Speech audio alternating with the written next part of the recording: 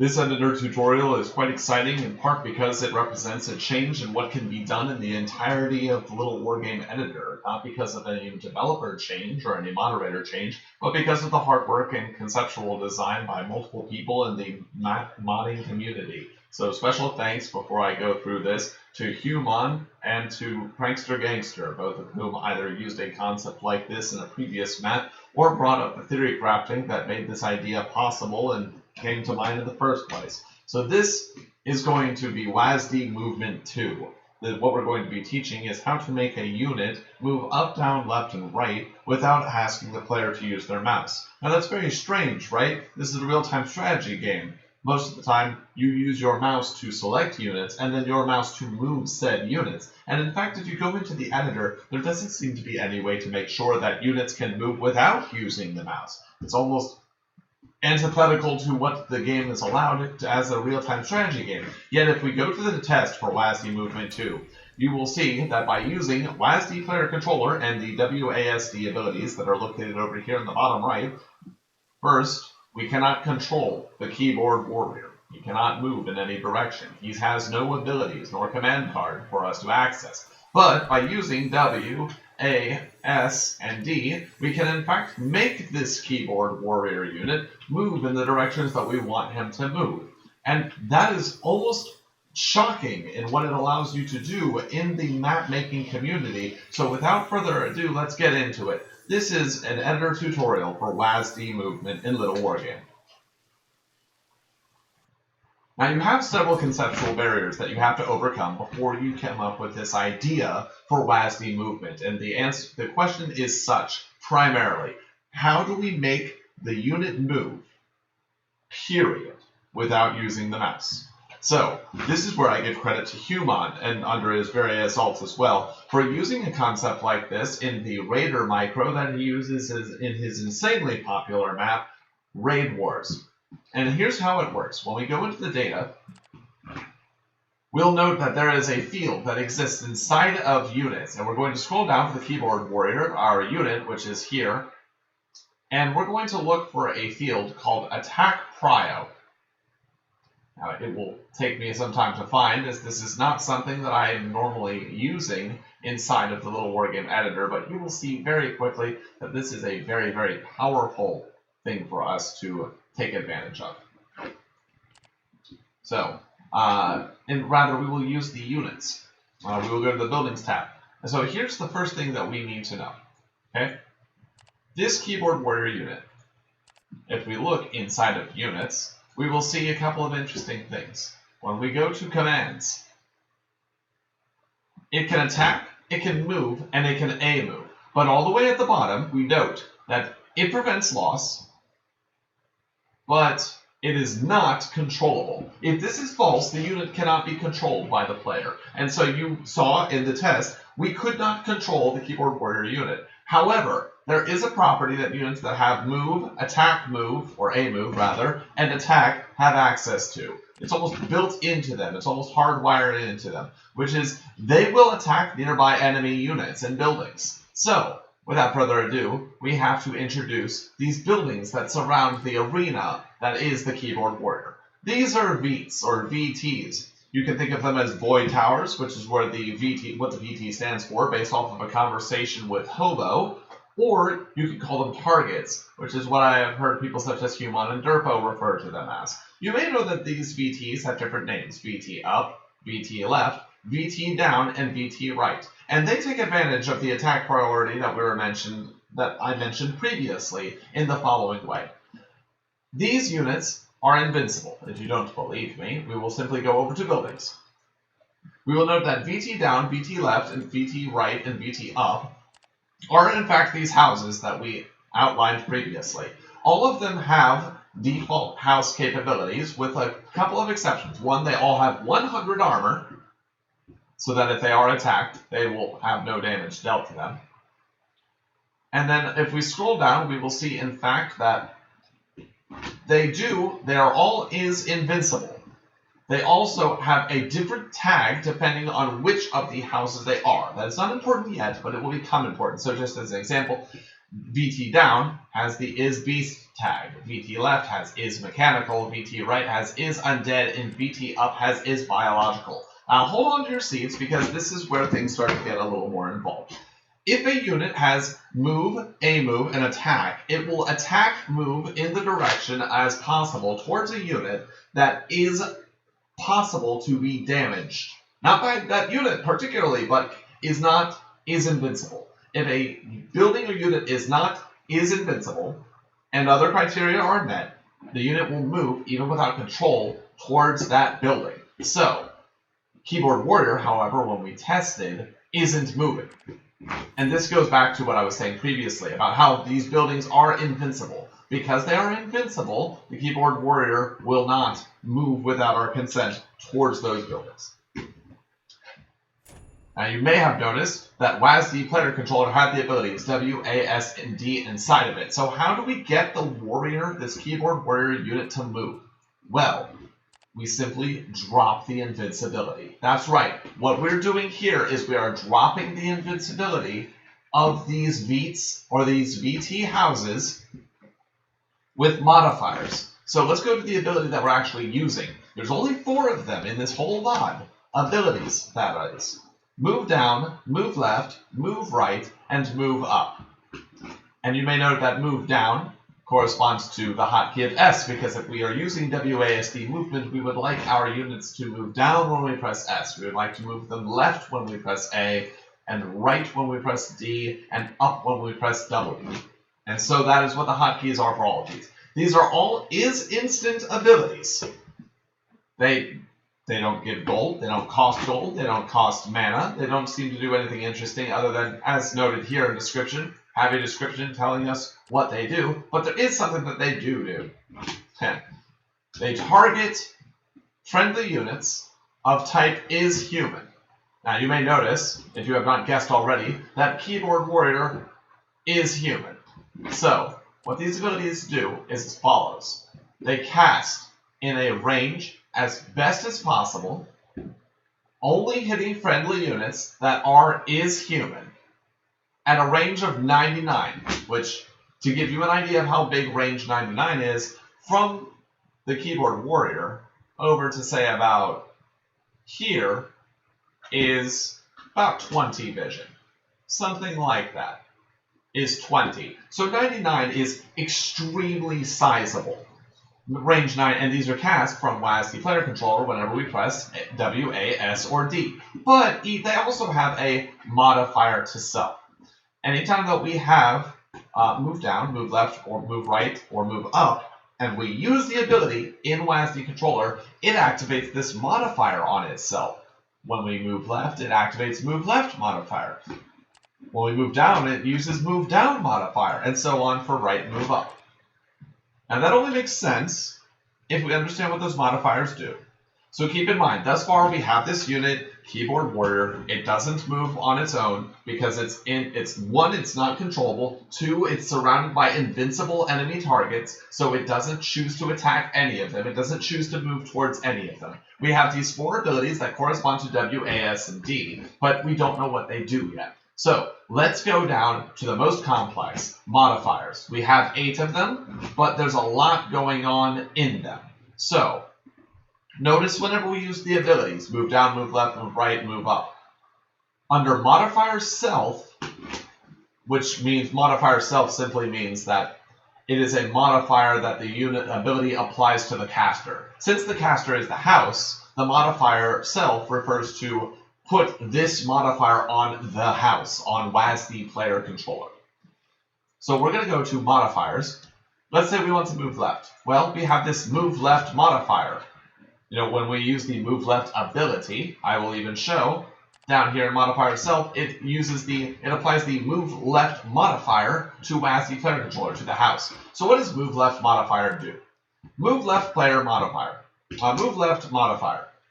It adds movement speed, okay, to whatever it's affecting, sure. It casts an aura called Prio, short for priority, left, of range 99. But this Prio left ability only hits enemies that is mechanical. And when it does, it kills move right, move up, and move down modifiers. So the way you can think of modifiers are they are changes that are applied to a unit. You can use a modifier to change a unit's image, to kill other modifiers, to cast an aura which does an effect in a circle surrounding the unit, to modify its movement speed, as the case is here, or its visibility, or its invincibility, or any other aspect that you wish to, with some parameters. Okay, so here's what we're at. The house has an ability called Move Left. When we use Move Left, it activates the Move Left modifier on itself. When it uses the Move Left modifier ability on itself, it does something strange with Prio Left. It searches all enemies, targets a mechanical unit in range, and it gives it Prio Left. Now, remember, we are targeting a mechanical unit. Why would we do that? So think of this in mind. Again, player 1, us, the player, we are casting an ability.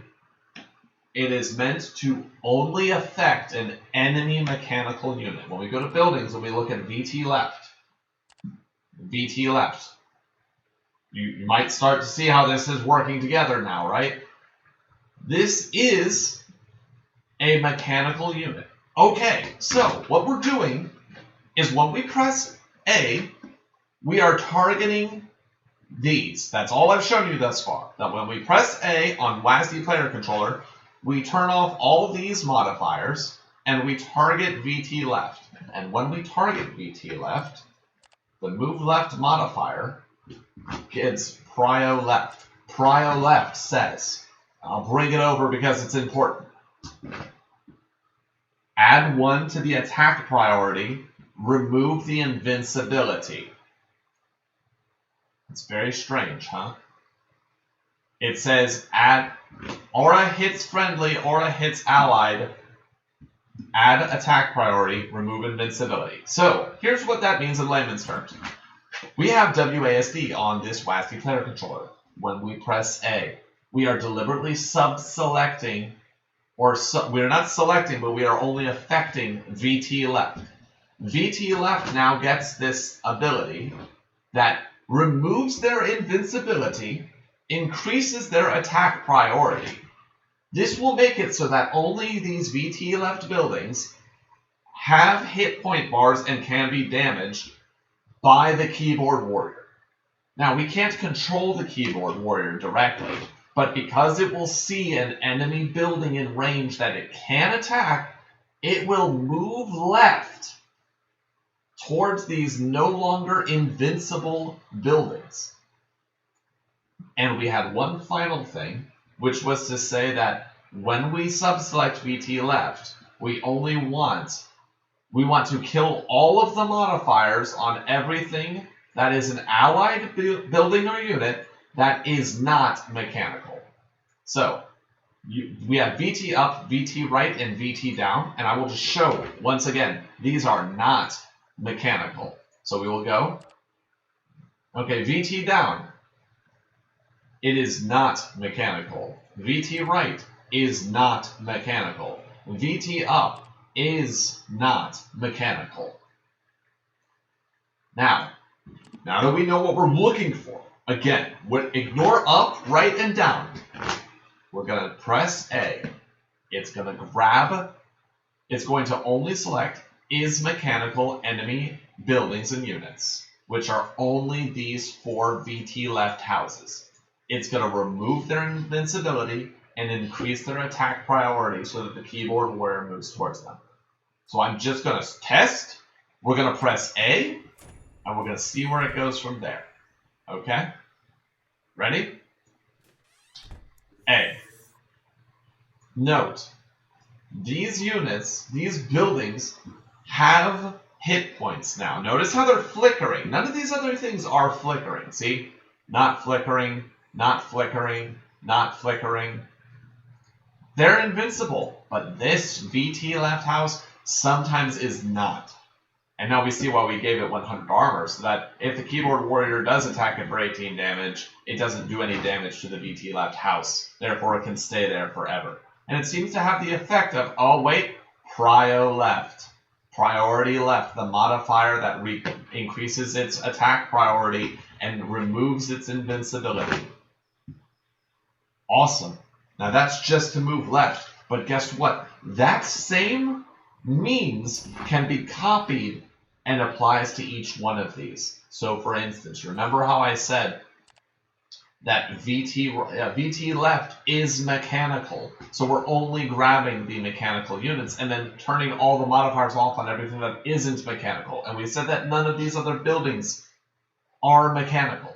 Well, we just change what we're selecting to grab VT right. And the way that we do that, you may start to put this together now. Move right, hotkey of D, which makes sense. That's part of our WASD movement, right? And then we go all the way down here, and we say that we apply the move right modifier, and it's an exact copy of the move left modifier, except it makes prio right, and it only selects enemy is undead. And we'll find out that VT right, if you go to buildings, VT right is undead. VT up and VT down similarly have a tag that none of these other buildings have. So the tags are as follows. We can grab is mechanical, it only grabs these. We can grab is undead, it only grabs these. We can grab is beast, it only grabs these. We can grab is biological, it only grabs these. Those are the only targets. And so we're going to test and show again, right? This is how the change in invincibility affects what our uncontrollable unit chooses to engage into. We press A, it's moving over here because that can be attacked. We press D, it moves over here because now this can be attacked. And we killed the modifier that made VT left a target. We can go up and down. We're moving down. Nothing else has these abilities. We can move up with W. If we move up with W, all of these are invincible. But guess what? This now can be attacked. We move down. We move left. We move right. Now, you notice this doesn't happen instantly. The reason this doesn't happen instantly is we are using a modifier to change the impact of whether or not these houses are invincible, whether they have a higher attack priority. And so when it takes time for that modifier to fall off and for the new one to pick up, the game moves in ticks of 0.05 seconds. But we can't just make it last 0.05 seconds because we have to make the unit, or the building in this case, these VT units, buildings, targetable long enough for our uncontrollable unit that's kind of an idiot that we can't control. Make sure that he grabs attention and tries to move towards them himself. And so the distance right now is 0.7. It takes about 0.7 of a second. Less than a second. A little less than 3/4 of a second for us to change direction. But look, this means that we have WASD movement. Now you may notice, why is he moving up, down, left, and right? Because he's only acquiring attack targets, right? Well, note the placement of these buildings. The attack target that he's grabbing is as follows, and this is a function throughout the editor of its logic. If a unit can do something, it will do the first thing that fulfills those conditions. So, when we hit down, all of these buildings are now attackable, or so that's how our uncontrollable unit sees it. But which of those units that go down is closest for it to attack? Right, it's this one. It's this one. It makes no sense for it to attack the one over here because that's very far away. When we move right, it's going to attack this house. It's not going to attack the house up here. When we move up, it's going to move to this house because this is further away, and this is the first target that it can actually access. This is WASD movement. So while I continue to play with the WASD movement on this WASD player controller house, let's go over some of the things you could do with this. You could potentially make a fighting game. You can make a platformer. You can make a kart racer that only uses WASD movement. Let's say you don't like how very slightly this soldier is actually kind of drifting to a bit of an angle instead of going just up and down and left and right.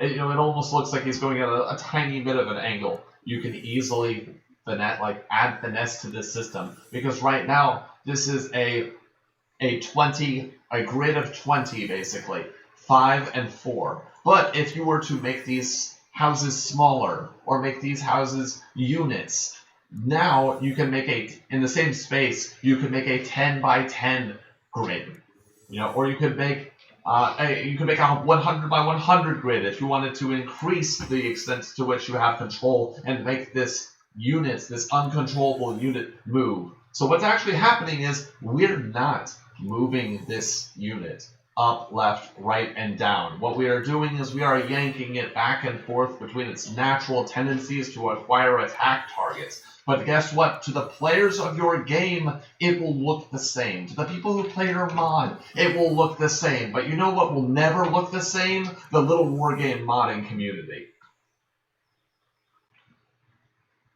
The map that exists is a proof of concept of all of these, including the ability to add abilities to move an uncontrollable unit over, is WASD Movement 2, listed in the map settings right now. You may notice that it's unlocked, so if you want to copy the effects of WASD Movement 2 instead of recreating them yourself, you are more than welcome to do so.